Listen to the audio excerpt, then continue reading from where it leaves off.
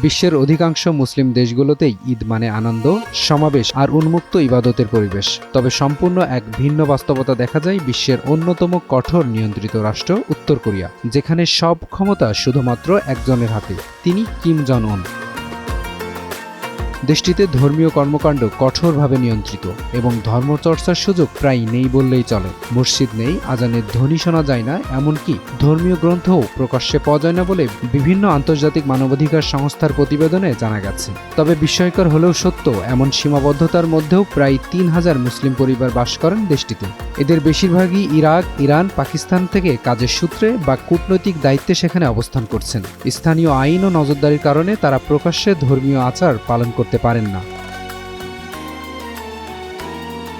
উত্তর কোরিয়া একটি আনুষ্ঠানিকভাবে নাস্তিক রাষ্ট্র, যেখানে ইসলাম সহ সব ধর্মের কার্যক্রম সরকারিভাবে কঠোর নজরদারির মধ্যে পরিচালিত হয়। এখানে ঈদ উদযাপনের কেন্দ্রবিন্দু হল আর রহমান মসজিদ, যা পিংইয়ংয়ে ইরানি দূতাবাসের ভেতর অবস্থিত।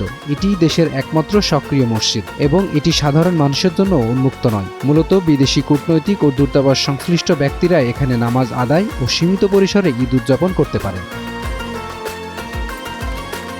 1885 সালে প্রতিষ্ঠিত এই মসজিদে ঈদের নামাজ আদায় করা হলেও তা হয় অত্যন্ত নিয়ন্ত্রিত পরিবেশে। কোনো বড় জামায়াত বা প্রকাশ্যে উৎসবের কোনো সুযোগ নেই। স্থানীয় উত্তর কোরিয়া নাগরিকদের জন্য ধর্মীয় উৎসব পালনের সুযোগ প্রায় নেই।